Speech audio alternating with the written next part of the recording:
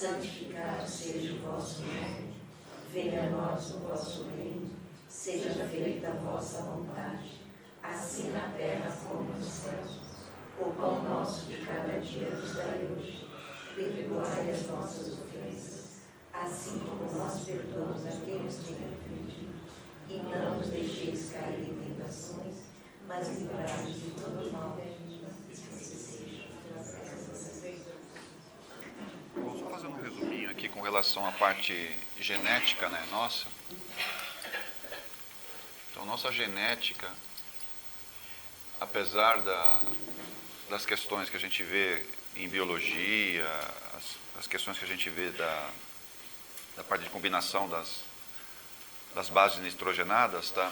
Elas, na verdade, são somente um instrumento para refletir aquilo que a gente hoje está encarnado. Então, nós temos toda uma história nossa por trás que envolve a questão do karma. Tá? Isso daqui está preso no nosso mental inferior, toda a parte karmática nossa. Aí nós temos todo o arcabouço do desenho do nosso corpo físico, né? Que ele pega essa parte karmática, mais o que eu tenho que aprender, né? Aprender. E aí monta o que nós chamamos de corpo astral.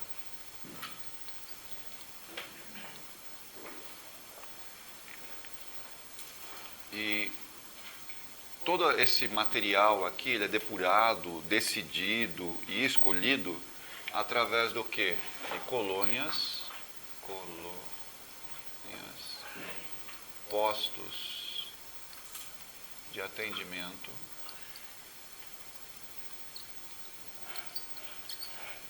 que é para onde nós, depois de sermos resgatados do nosso umbral, nós somos levados para lá. Então, tem a figurinha nossa aqui. Nós somos encaminhados para lá e depois, analisado isso daqui, vai para aquilo que a gente chama de ministério da reencarnação.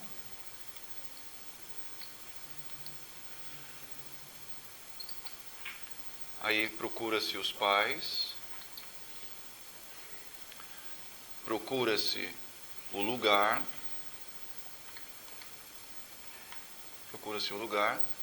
aí essa conexão é feita. E aí vem corpo físico, que corpo etérico, corpo físico. Aquilo que a gente chama de genética, né? Eu estou falando só aqui, né? Que são as bases nitrogenadas.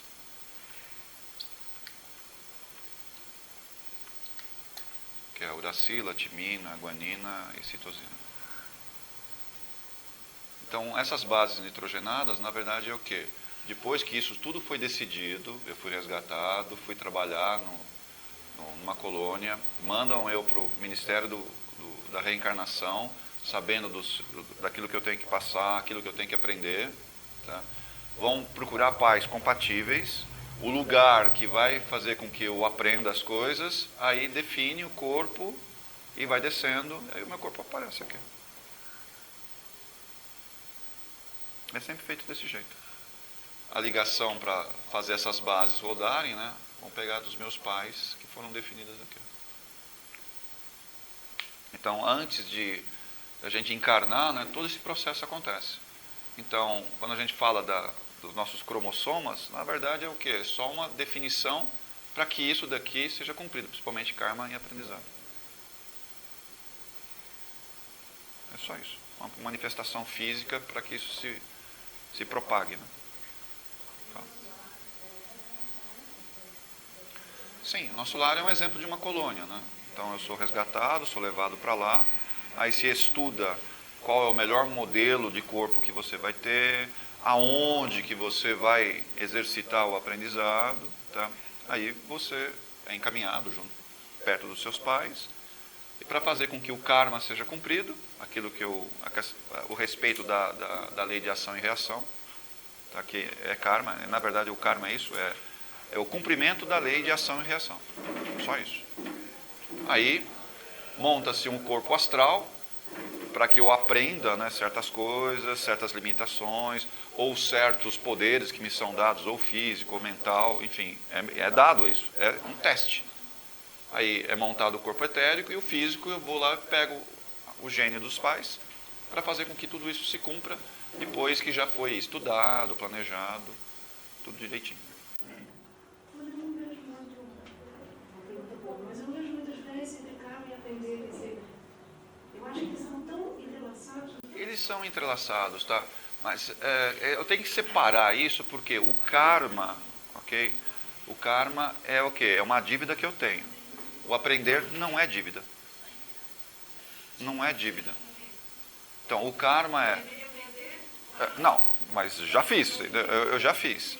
Então, eu vou ter que cumprir alguma coisa, uma meleca que eu fiz. Tá? Vai ter um aprendizado, vai ter um aprendizado. Mas muitas vezes o aprendizado aqui não tem nada a ver com karma. Eu peço aqui, ó. Eu peço. Aqui não tem esse negócio de pedir ou não. Vem, vai. Tá, tudo bem que tem atrás disso aprendizado. Lógico que tem um aprendizado. Por isso que a gente vem cumprir um karma. Para aprender. Se não aprende, volta outra vez. Até passar por cima disso. Mas e o aprendizado? Eu posso querer aprender a lidar com dinheiro. E às vezes não tem nada a ver com o meu karma. Eu sei que a maioria aqui não sabe lidar com dinheiro. Então, ferrou. Eu nunca vou aprender a lidar com dinheiro. Vai vir sempre duro. Mas tá vendo? Não tem nada a ver com karma. Tá? Eu sei que no karma você tem um aprendizado, tal, mas esse você não tem como pedir. Esse você pede. Esse você pede. Eu posso falar, eu gostaria de vir com ela, perto dela, para aprender a lidar com ela. Tá? E não necessariamente tem uma dívida lá, não, eu quero vir perto de você, porque eu pedi. Posso vir assim? Pode. Eu posso pedir, inclusive, ó, eu não quero vir com as mãos. Eu não quero vir com as mãos. Porque eu sei que toda vez que eu venho, eu tenho muita habilidade, eu vou querer fazer isso, não sei o quê. Tá, mas eu não tenho que cumprir um karma atrás disso. Mas eu peço. E se me for permitido, ele fala, essa pessoa vem sem as mãos. Poderia ter a ver, por exemplo, isso que você falou, com, sei lá, algum vício moral que eu tenho, um orgulho, etc., que eu não quero. Exatamente, eu não quero.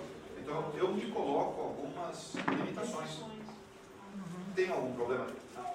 Tem aprendizado? É um aprendizado. Tem a ver com karma? Não, às vezes não tem nada a ver com karma, sabe? Eu não me comprometi o suficiente para falar, ó, tem uma dívida, você tem que pagar. Eu não me comprometi. Fala. Nem todos que reencarnam vêm de colônia, né? Mas estão reencarnando quem vem do umbral também, né? Não, o umbral é difícil vir direto do umbral. Isso é caso excepcional. Normalmente vem de postos de atendimento. Então, nem todo mundo que está aqui veio de uma colônia, mas veio de posto de atendimento, sim. Aí veio. Posto de atendimento está lá no meio daquela muvuca lá, né? Então, você é recolhido, rapidamente dá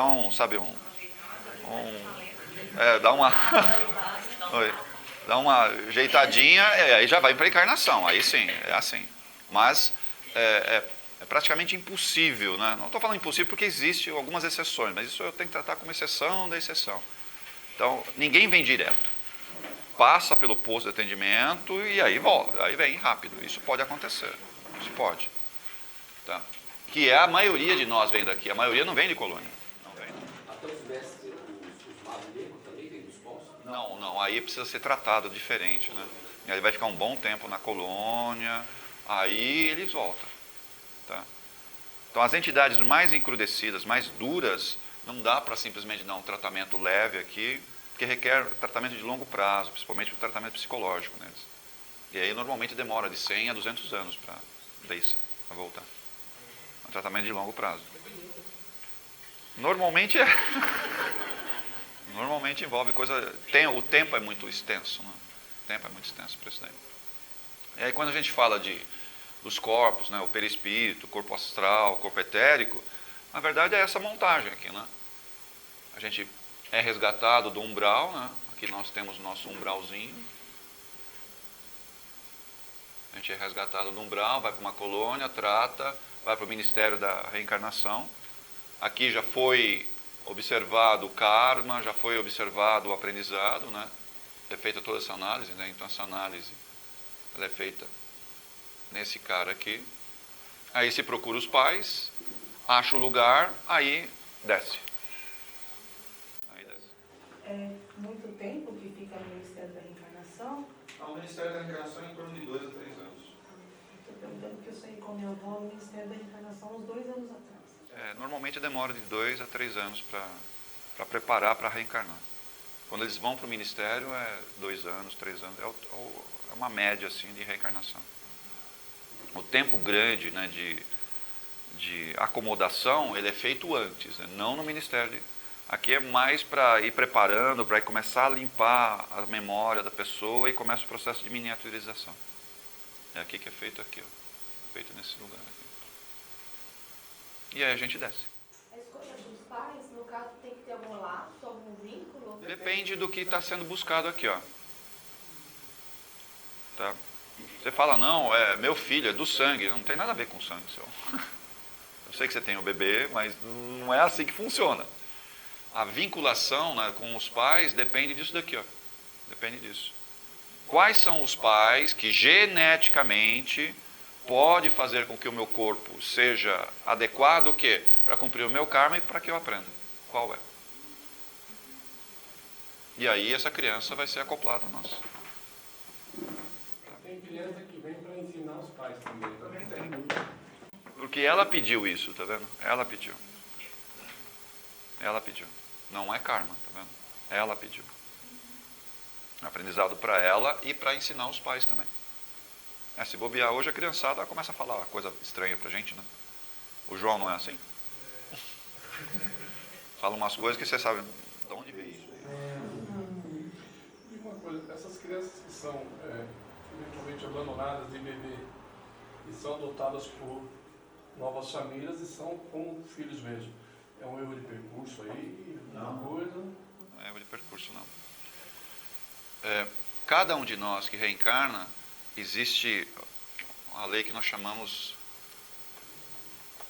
lei das probabilidades.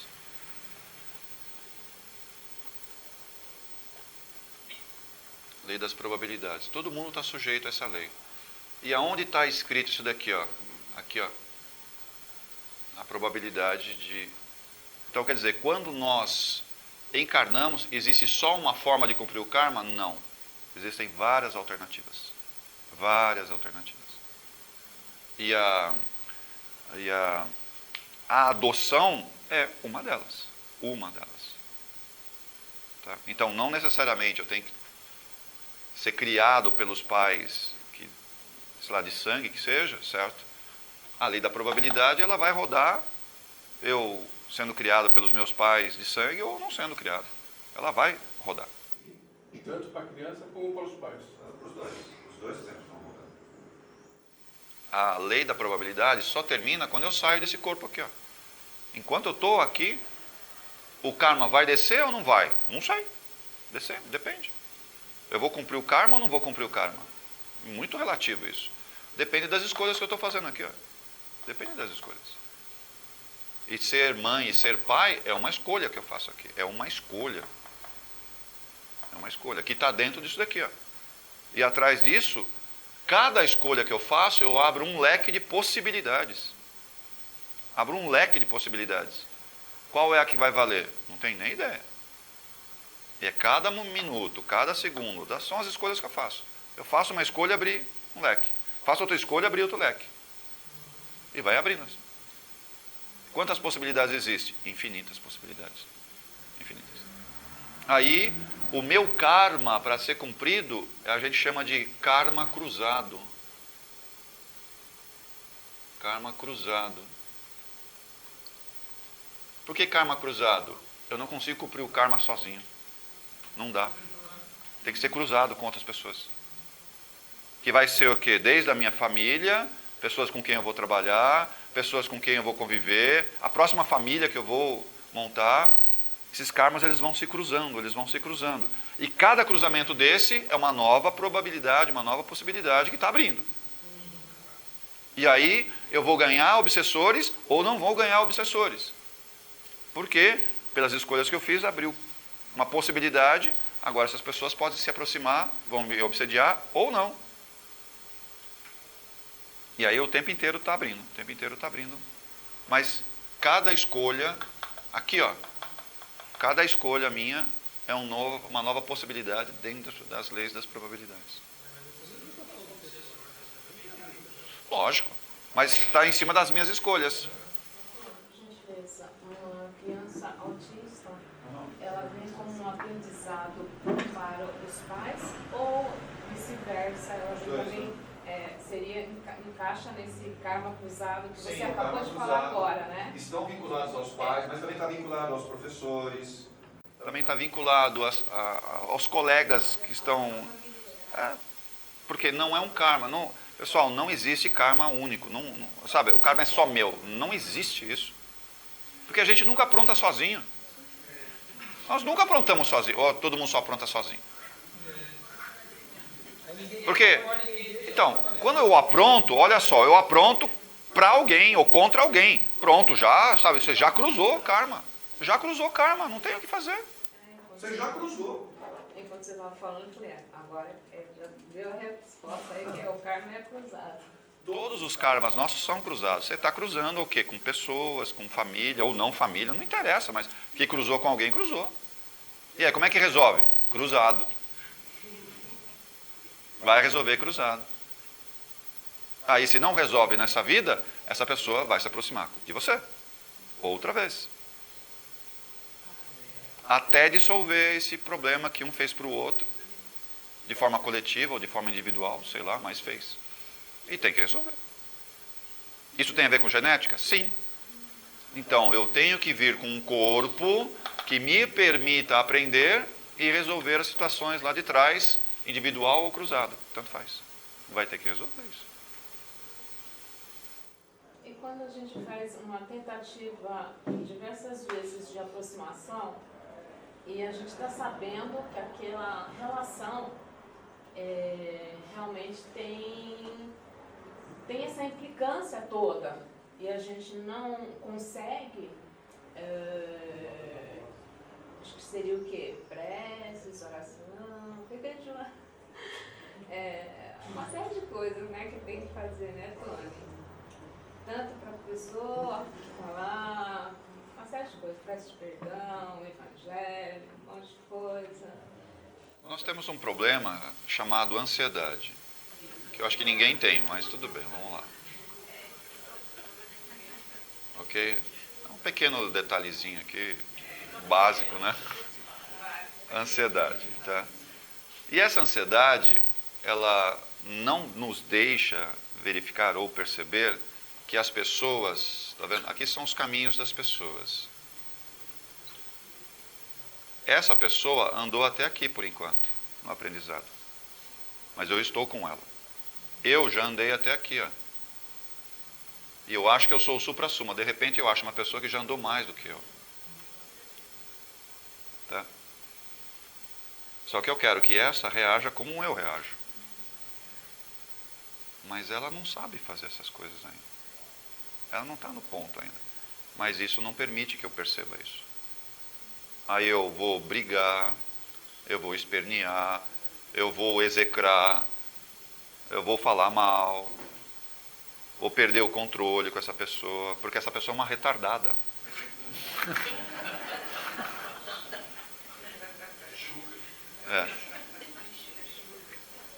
Mas não é a realidade, né? Ela não andou ainda o suficiente.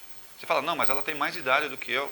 Não interessa a idade cronológica. A questão é como é que está aqui em cima, ó. Como é que está o campo mental dela, como é que está o campo espiritual aprendido dela, as experiências que ela teve espiritualmente. Ela pode estar muito mais atrasada. E eu me julgo melhor do que ela, eu não posso fazer isso, né? Eu não posso.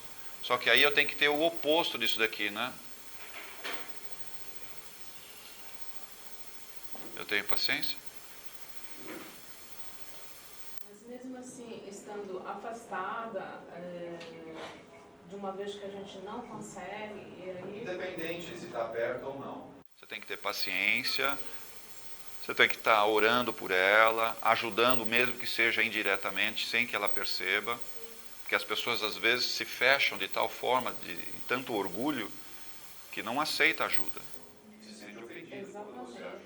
Às vezes a gente se sente culpada por não ter aguentado aquela situação, mas isso não quer dizer que a gente não possa estar com a pessoa no mental, auxiliando, ajudando, e automaticamente nos ajudando também a perceber que não somos o supra-sumo. Exatamente. Sempre tem gente melhor do que a gente. Sempre você vai deparar. Só que você tem que assumir um pouco o papel, né? E não ser tão orgulhoso de que outras pessoas um pouco mais espiritualizado, pode-se dizer assim, que não possa te ajudar. Só que você tem que estar aberto, né? Porque é interessante. Essa pessoa se fecha e você também se fecha. Você também se fecha. É mais fácil apontar. E aí eu não vejo, eu preciso ver que tem alguém melhor que eu. Sim. Então, da mesma forma que essa pessoa se fecha, parece que eu aprendo com o que não serve. Eu faço a mesma coisa. Me fecho. E não permito, às vezes, que outras pessoas mais espiritualizadas venham e me ajudem. Venham e me ajudem.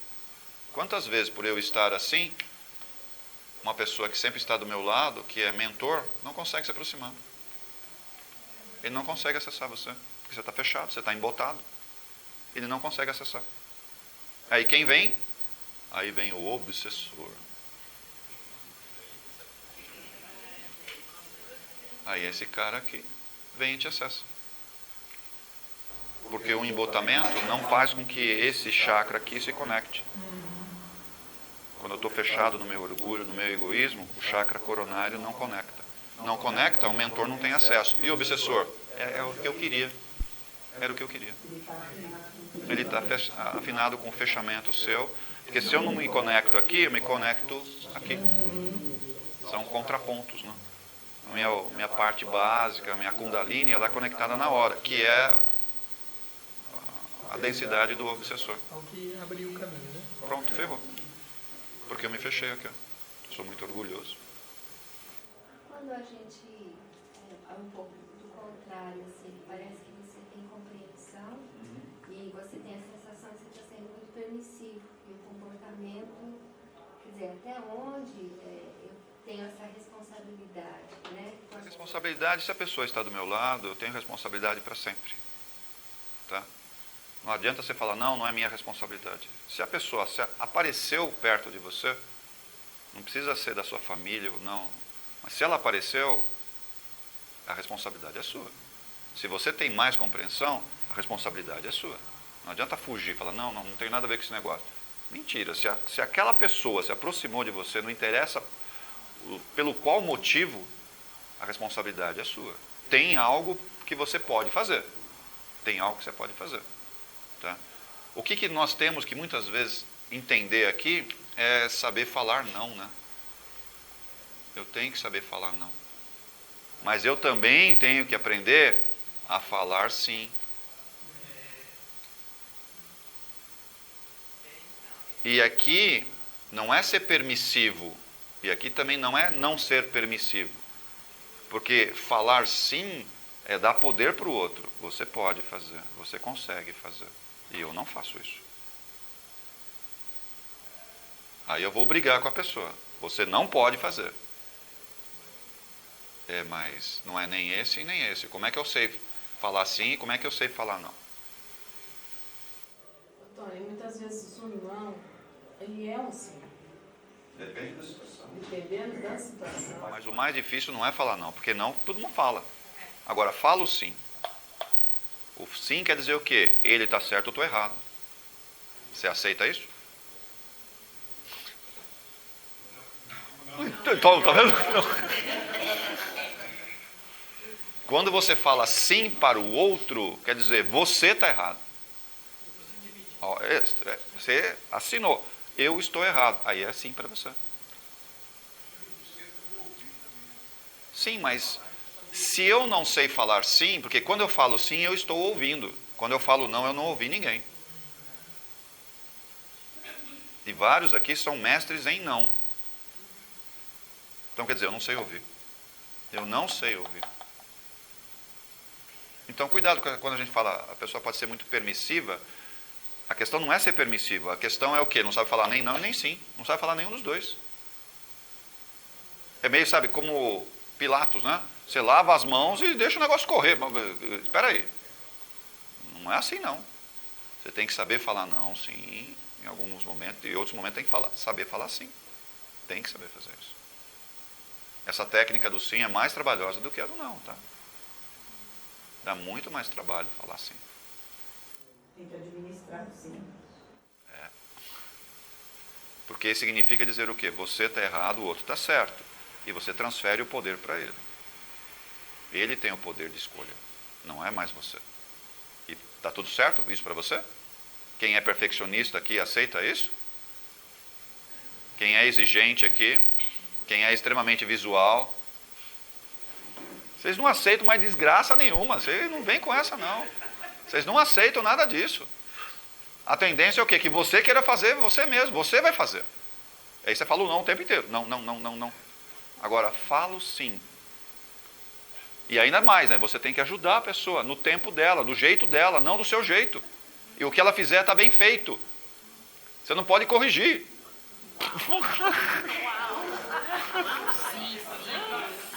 Não é assim e vira as costas. Não, não é isso, pessoal.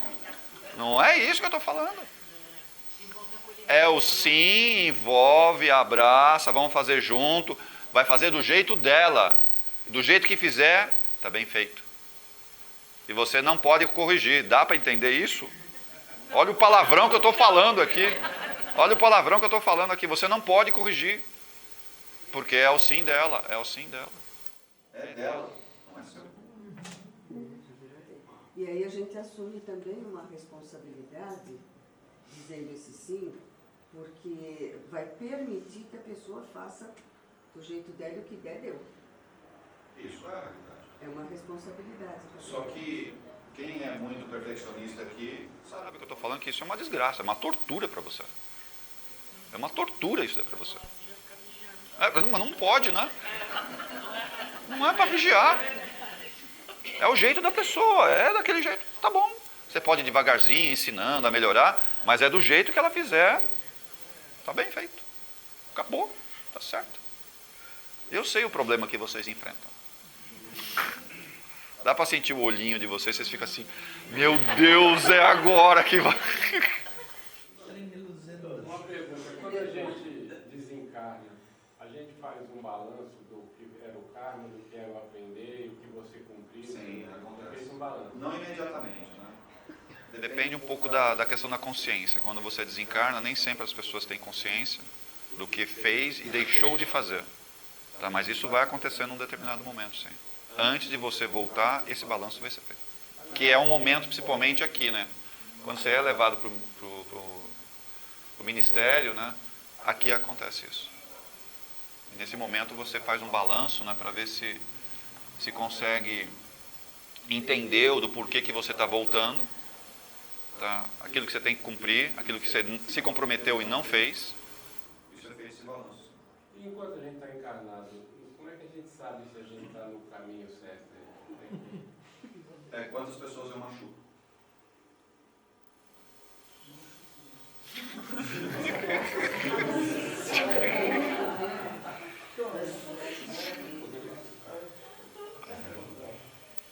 Quantas pessoas eu machuco? Não, mas é as pessoas que eu machuco. A maioria de nós machuca as pessoas e não percebe. Não percebe. Tá? Com o passar do tempo, você vai percebendo, putz, olha essa besteira, eu não podia ter feito. Só que já fez, o negócio já correu. Tá? E vai assim o tempo inteiro. Quando você vai tendo cada vez mais consciência, você vai percebendo, e aí você começa a recuar num monte de posicionamentos, um monte de lidas, você começa a enxergar um pouco diferente, certo? Por quê? Você está percebendo que você machuca as pessoas. E aí a tendência é o quê? Que você comece a refazer coisas que antes nem pensava. Nem pensava. E aí é um novo caminho, né? Aí é um novo caminho. E às vezes é dolorido. Sabe por que dói? Sabe por que dói? Porque bate no meu orgulho, né? Bate no meu orgulho. Por isso que dói muito em mim. Quando você começa a refazer o orgulho, começa a refazer as dificuldades que teve com as pessoas, dói muito em nós. Porque essa é a verdadeira reforma íntima, né? Quando começa a doer em você. Reforma íntima, não existe reforma íntima se não dói. Não existe. Você não mudou. Você só tapeou. Ah, eu aprendi que eu não posso fazer isso. Legal. Você sente isso? Não, não vai sentir. Porque é uma reforma íntima exterior. Quando realmente começa a doer em você, a reforma íntima está acontecendo. Sensação de caminhada pesada, né? Sim. Reforma íntima não é leve, pessoal. Ela não é leve. E dói. Dói, sim. Dói. Porque você tem que abrir mão de algumas coisas que você não quer abrir. Não tem jeito, pessoal. Não é porque você está aqui na casa ou fora da casa. Tanto faz, isso aí tanto faz. A casa é só um detalhe. O principal é o quê? Eu tenho que me rever em pensamentos, em procedimentos, em ações. Eu tenho que rever isso. E essa revisão faz com que eu comece a ter essa consciência e o quanto que eu machuco as pessoas que estão à minha volta. Independente se moram comigo, independente se trabalha, se está na escola, se vem aqui no centro. Independente do local. Sempre tem alguém que eu estou afetando, ou sendo afetado, né? Porque as coisas são cruzadas, né? O tempo inteiro cruzado, o tempo inteiro cruzado. Não existe falar, eu decido, é a minha vida, eu faço o que eu quero. Não é verdade. Todo e qualquer movimento que você faz, você encontra alguém. Você vai na padaria, você encontra alguém. Você vai no mercado, você vai trabalhar. Você tem pessoas no meio do caminho, você tem no trânsito. Você está cruzando o tempo inteiro, você está cruzando o tempo inteiro. Por mais que você fala, estou no meu carro, fechado. Esquece, não existe isolamento. Não existe, total. Não existe. E muitas pessoas entram em depressão porque se fecham de tal forma, tá, que não aceita que a saída da depressão é só segurar o egoísmo dela. Quando ela deixa de ser egoísta, a depressão some. O depressivo só pensa na pessoa. Só nela. Remédio para depressão, vai lidar com pessoas. Vai lidar com pessoas. Sai da sua ostra. Sai da sua ostra. Todo depressivo é assim. Não escapa. Ah, seria uma boa terapia. Nossa Senhora. Põe aquele chapelão lá. Põe uma luvinha, né, de preferência de pano. Vai lá e vai carpir. Você vai ver. É uma terapia assim que, olha, resolve qualquer coisa. Além de fazer bem para o corpo físico. Você me respondeu tudo que eu ia te perguntar. Por favor.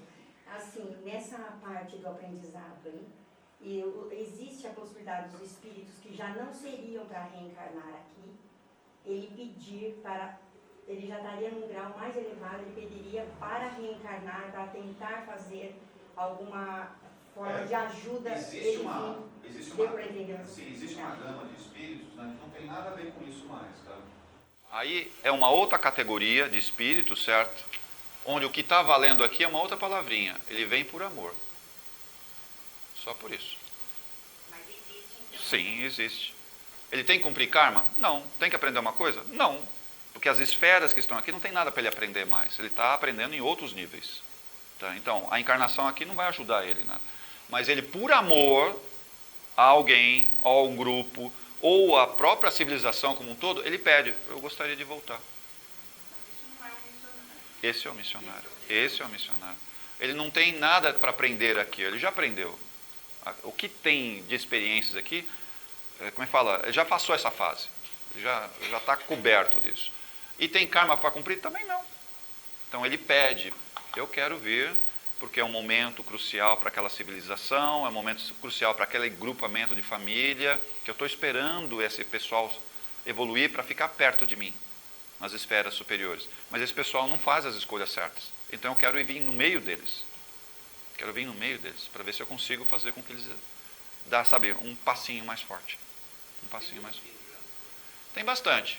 Tá? Mas entenda, aí já não é mais karma e nem aprendizado. Eles não estão atrás disso. Eles vêm por amor.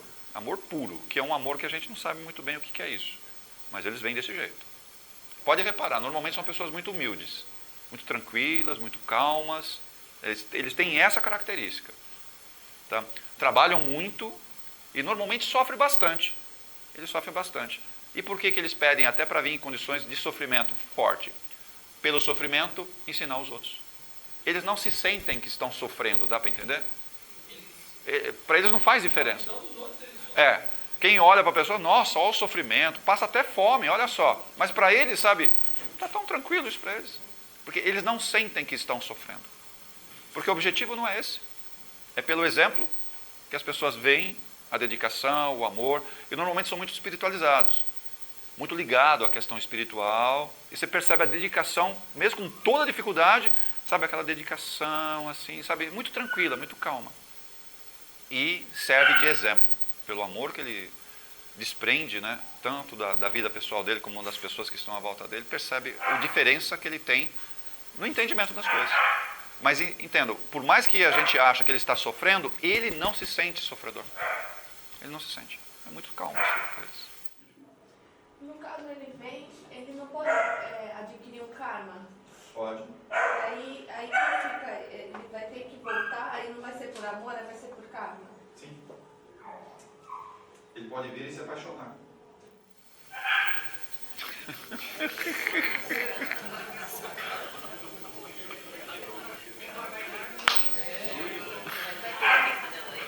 Pode acontecer, senhor. Existem vários relatos de espíritos que vêm nessa condição e caem. Normalmente envolve paixão. Mas é assim, ele sabe que tem um risco. Todos esses que vêm como missionários, eles sabem que correm um risco.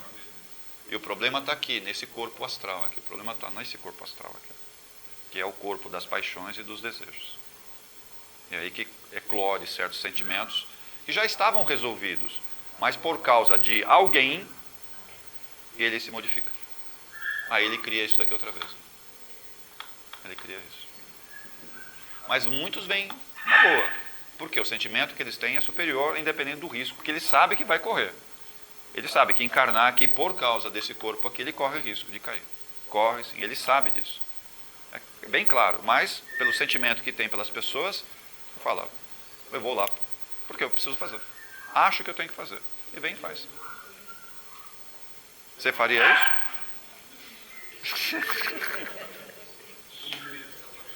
O medo. É uma condição diferente. Aqui só para vocês verem que existem algumas definições um pouco diferentes, né, dependendo da linha que você trabalhe, né, mais esotérica. Tá, essa daqui é uma linha mais indiana, essa daqui é uma linha mais chinesa, pode-se dizer assim, e essa daqui é a linha kardecista. Né? Nós, aqui na casa, a gente trabalha mais com essa linha aqui. Ó. Trabalha mais com essa linha. Tá. Então, quando a gente vai fazer o estudo dos corpos, a gente abre desse jeito aqui. Ó. Seria mais ou menos essa estrutura que eu comecei a colocar aqui. Eu não coloquei os corpos superiores, né? Então eu não coloquei o mental superior, nem o búdico, nem o átmico. Tá? Mas é essa linha aqui que a gente está seguindo. Tá vendo? Essa linha aqui. Ok? Se você vai ler Kardec, né, as obras de Kardec, ele não fala assim, ele fala desse jeito aqui. Quando ele fala de perispírito, né, ele está pegando todo esse bloco aqui. Para nós, uma questão mais didática, inclusive para melhor entendimento nos trabalhos, a gente entende melhor abrir desse jeito, porque cada um desses corpos tem nuances diferentes de tratamento. Não é igual. Kardec trata como sendo tudo igual, mas o etérico tem uma complexidade gerada na questão da energia, né? Aqui desejos e paixões, e aqui basicamente os karmas e as multipersonalidades que estão aqui dentro. Mas Kardec, de acordo com Kardec, está tudo fazendo parte de um pacote só. Tá? Então quando envolve coisas do passado, eu tenho que tratar aqui, ó. Quando envolve desejos e paixões das pessoas, aqui. Quando envolve a questão energética da pessoa, eu trato aqui, ó. Então são níveis diferentes e cada um deles está numa dimensão diferente. Esse está na quinta, quarta e terceira dimensão. São dimensões diferentes também. Tudo bem, senhor? Tudo bem.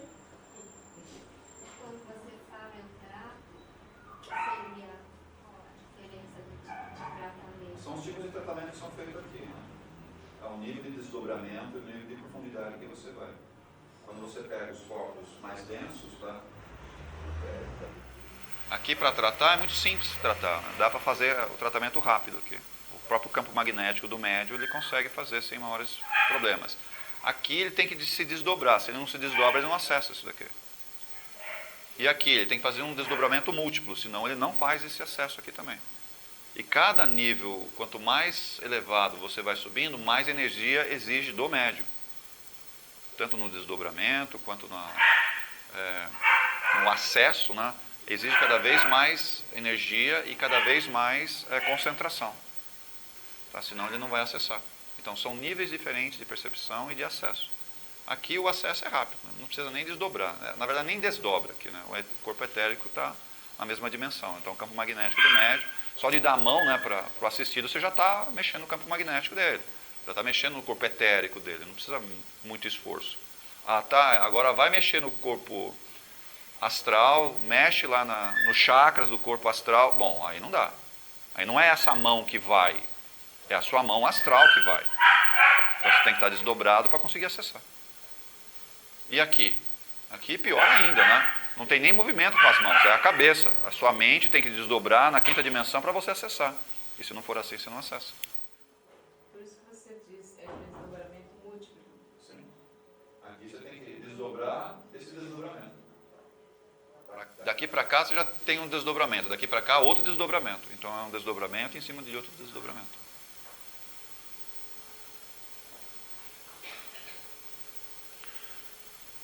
O porquê dos corpos, né? Aqui fala um pouco da alusão, acho que a gente já comentou um pouco sobre isso. Nós precisamos ter um adensamento dos corpos, senão o meu espírito torra isso daqui, ó. Iria torrar, literalmente torrar o corpo físico. O campo de energia gerado pelo nosso espírito é violentíssimo. E aí funciona como se fosse, sabe, uma hidrelétrica, uma usina, né, de subestação, para ir fazendo o quê? Diminuindo a potência, né, do nosso espírito, para esse corpo aqui conseguir se manifestar.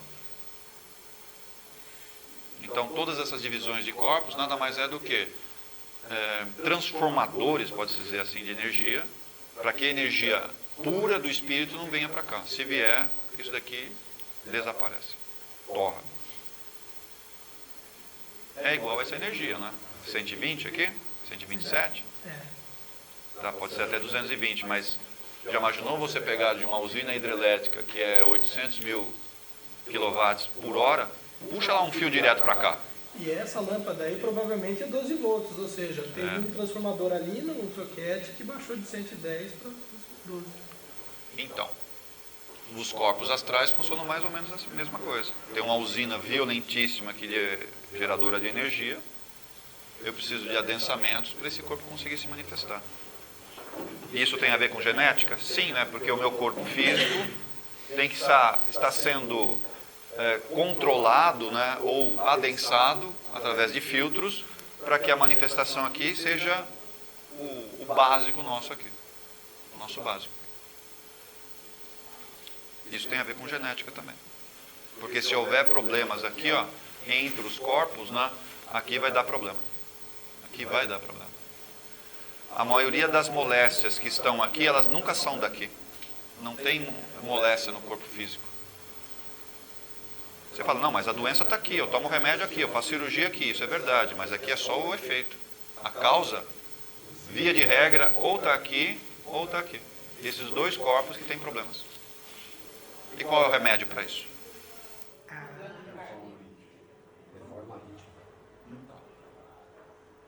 A doença desse corpo aqui não tem origem aqui, ó. Não tem origem aqui. A origem ou veio do corpo mental ou veio do corpo astral. Um desses dois que está fazendo com que a energia desça e faz com que esse corpo fique totalmente descontrolado ou desregulado. É isso que vai acontecer na prática. Na questão do karma, né? Essas doenças físicas, né? Que já instalou no físico, é um tanto mais requer algo mais, né? Não sei se eu estou me fazendo entender.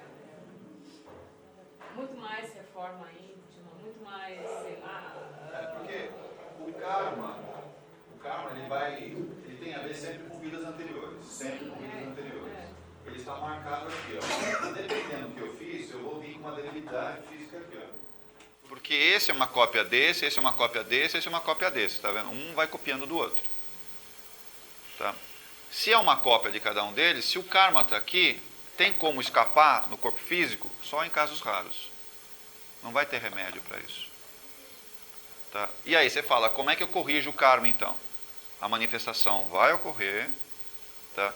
E o remédio para isso chama-se aceitação. Só tem esse remédio. Não tem outro. Aceita o que vem. Que é exatamente o contrário do que eu faço. Eu não aceito. Eu fico revoltado. Xingo Deus, inclusive. Olha o que Deus fez comigo. Normalmente você entra em processo depressivo ou fica com muita raiva, ódio de Deus, inclusive das pessoas que estão à sua volta. Por quê? Você está muito revoltado com karma que é seu, você que gerou ele. Você gerou isso. Ele está descendo. Quando você aceita, e aí aceitar de coração, que é a abnegação, né? Você abaixa a bola, você está dando uma paulada no quê? No seu orgulho. Você dá uma paulada no seu orgulho, começa a reforma íntima. E muitas vezes esse karma, o seu mentor, o que ele vai fazer? Ele vai pegar o karma que está descendo aqui, com tudo, e vai dar uma treva. Ele vai dar uma treguinha para você. Mas você tem que aceitar. Senão ele não vai dar trégua para você. Ele não vai minimizar a dor que está descendo com tudo. Ele não vai parar. O negócio vai explodir cada vez mais forte. Então, o que é karma? Mas existe uma coisa muito interessante, pelas escolhas, está vendo? Pelas leis das probabilidades, pelas escolhas que eu estou fazendo aqui também, eu posso fazer com que o karma não se manifeste. O karma pode ser comutado. O mentor lê o que você está fazendo, fala, vou segurar um pouquinho esse negócio aqui, ó. Vou segurar ele para você, um tempinho, para ver se realmente as escolhas que você está fazendo... E isso é mais ou menos essa palavrinha aí. Então, dependendo das nossas escolhas, esse karma ele pode, sabe, não é eliminado, mas sabe, ele fica quietinho ali, ó. Fica ali quietinho por enquanto, tá? E às vezes nem se manifesta. É empurrado como se fosse para uma outra vida. Não quer dizer que é eliminado, porque o mentor não consegue eliminar karma, tá? Ele consegue controlar o karma, mas falar que ele elimina, não. A eliminação tem que vir de um outro jeito. Então, até o karma dá para ser trabalhado melhor, mas a palavrinha mágica aqui é aceita. Aceita o que lhe é dado, sempre. Sei que não é muito fácil, né? Mas aceita. Aceita e segue, né? Aceita e segue que vai dar certo. E se eu não tiver esses corpos aqui muito bem alinhados, né? Não sei se dá para perceber que aqui tem umas, tá vendo, umas plataformazinhas pequenininhas aqui, ó. O que são essas plataformas? São chakras.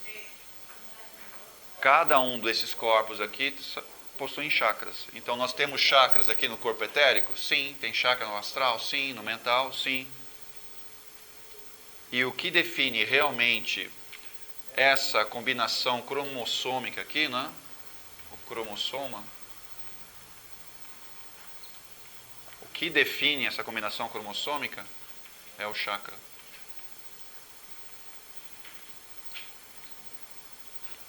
É o chakra que define a combinação dos cromossomos. É. Então, se o chakra está com alguma debilidade, seu cromossoma vai estar com alguma debilidade. Consequentemente, seu físico vai estar... Ele vai na sequência. Então, cada um dos chakras que nós temos que definem toda a parte cromossômica nossa. O cromossoma, ele pega o modelo da onde? Você fala, não, ele pega o modelo dos pais. Mentira, ele vai lá, pega dos chakras, que lá tem o desenho da combinação cromossômica. E aí ele sai montando o corpo. Sai montando o corpo. Mas você não precisava ter os pais que permitissem você cumprir o karma da aprendizado? O pai e a mãe só servem de massa de energia. Só isso. Mas a definição já foi feita. Já está aqui, prontinho. Aí eu preciso achar, porque a conta é sempre o contrário. Primeiro define, aí eu vou caçar os pais. Quais são os pais que possibilitam que essa combinação cromossômica dê certo? A gente acha sempre que é o contrário, né? Não. O chakra já definiu, ó, o karma, o aprendizado, o corpo. Vai vir assim, ó. Tum. Já está definido? Tá. Agora vamos caçar os pais. Vamos caçar eles. Quais são os pais compatíveis para que essa manifestação cromossômica se realize? Feito assim. Então, você pode repetir várias vezes nascendo da mesma mãe e do mesmo pai? Pode. E se o karma exigir que você pegue genes um pouco mais fortes ou um pouco mais debilitados? Às vezes, esses pais atuais não conseguem gerar isso. Não conseguem? Então, vamos pegar de um outro. Você vai para um outro país, vai para uma outra família. Sempre aprendendo. Sempre aprendendo. Vocês sabem que vocês estão em vias de serem exportados do Brasil, né? Vocês sabem, né? Sim.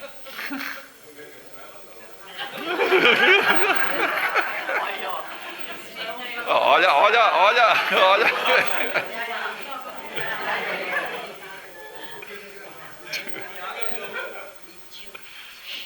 Por quê?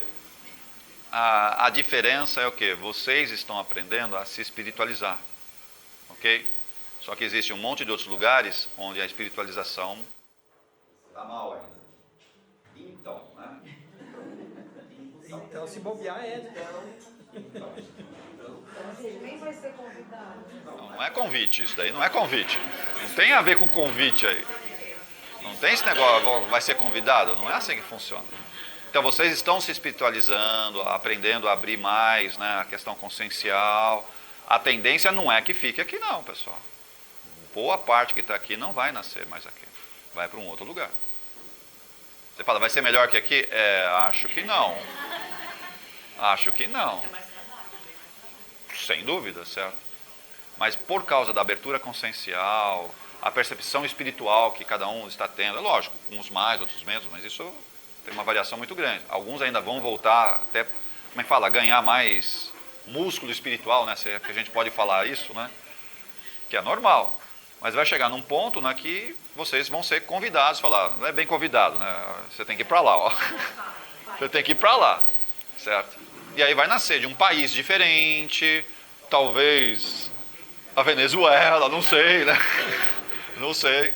Mas vai aonde normalmente está faltando o quê? A espiritualização. E não é questão material, ser mais desenvolvido, isso é detalhe, não é esse o ponto. Você fala, não, a gente vai numa civilização onde a civilização é mais estável, tecnologicamente mais avançada. Isso não caracteriza que a civilização seja boa, espiritualmente falando. Tá? Então, nós seremos convidados, boa parte, sabe, está sendo treinado, está vindo, inclusive à noite aqui trabalhar, de madrugada, vara à noite aqui, aprendendo, fazendo um monte de coisa. Para quê? Quando desencarnar, vai dar um tempinho lá no umbral, lamber um pouquinho o umbral, depois vai ser resgatado, vai lá para a colônia, vão trabalhar, falar, agora você vai nascer lá, tá? Agora você vai nascer lá. E você vai lá no meio de outras pessoas. Então, quanto mais conhecimento você adquirir espiritualmente, mais você vai para um lugarzinho. Eu já estou entendendo sua conta, né? Que você quer... Estou entendendo sua conta, certo? Você quer dizer o quê? Eu tenho que ficar o mais retardado possível, né? Para não ficar saindo daqui, né? O problema, né, é que quando eu entro exatamente nessa conta ao contrário, né, eu crio um karma para mim. Um karma de que eu posso e não quero. Não aceitação. Isso. Então, até a questão dos estudos, a questão do desenvolvimento, todo mundo que está aqui tem possibilidade de fazer mais ou menos, mas tem possibilidade de fazer. Sim, sem exceção. A pergunta é o que? Você está fazendo? Você está fazendo? Porque quando desencarnar, né, quando sair do corpo físico, aí vai fazer o quê? Vai fazer toda aquela avaliação do que você podia e não fez. Você podia e não fez. E aí você gera um karma para você. Você gera um karma para você. Você tinha capacidade mental, você tinha a oportunidade e não fez. E não fez. Você gera um karma para você. Aí você vai ter que resolver de um outro jeito. Vai vir numa outra situação, onde você, entre aspas, vai ser meio que obrigado a fazer aquilo que você deixou de fazer.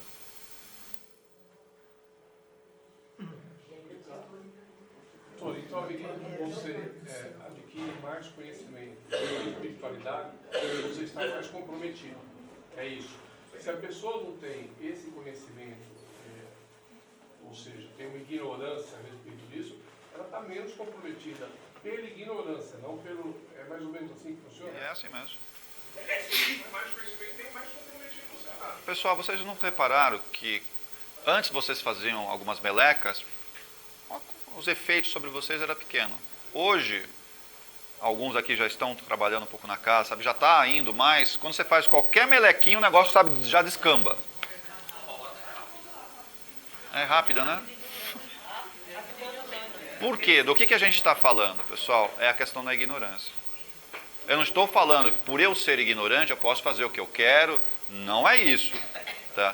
Mas existe atenuantes. Existe atenuantes. No nosso caso, conforme você vai andando espiritualmente, você vai aprendendo, a sua margem de erro, que antes era enorme, ela vai, sabe, ela vai diminuindo, ela vai te apertando. Tá? E não tem muito o que fazer. Ah, eu pensava do jeito que... Não pode mais pensar. Ah, mas antes eu gosto, sempre gostei, não é assim? Eu sempre gostei de fazer isso. Não pode, né? Mas você sabe que não pode. Não sou eu que vou proibir, muito pelo contrário. É questão da consciência de cada um de nós. E você percebe isso. É uma coisa latente isso.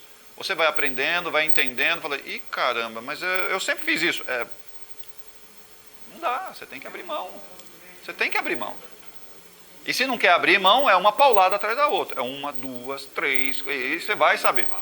Não tem como voltar, né? Isso não tem volta. Não tem volta. Não tem volta. Fala, ah, eu vou pegar a bola e vou brincar em outro lugar. Não funciona assim. Você começou... Tá vendo onde vocês se meteram?